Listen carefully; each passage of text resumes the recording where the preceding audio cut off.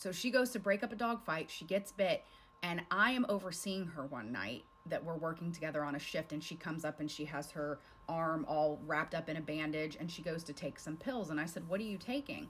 She goes, "Oh, I got bit." And she shows me. And it's like gaping teeth wounds in her arm. Awful. Like she should have been at the hospital.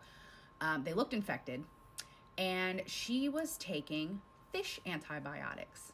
The owner made her sign a form that said she was not going to go and tell anyone that she had been bit, because if you had to file a bite report, like she would get like shut down temporarily or get a fine or something like that. Plus she would have to tell the person whose dog bit her, and then they wouldn't be allowed to come to the daycare anymore, which means they're not paying to be there.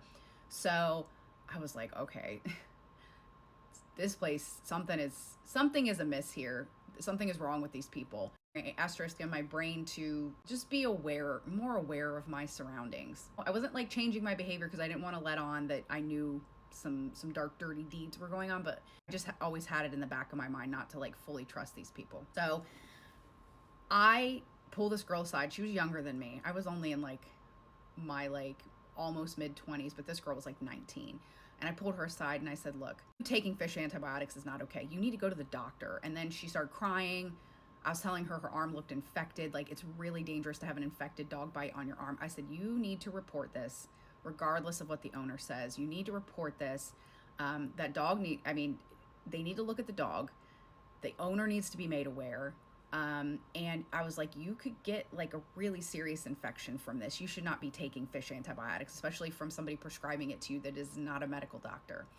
And all she did, she had a meltdown. She had an absolute meltdown and was like, "I don't have insurance," because we were all working for cash under the table. That was the other thing, cash under the table. So there was no, this is important later, but there was no record of us working there. The next really interesting part of this was when I befriended a girl that was new and started there, and she was starting to be looked at as management at the same time that I was being looked at for management. Hindsight now, looking at it, I know that the owner was just trying to get the most work out of us that she possibly could, and she had no intention of moving either one of us up to management.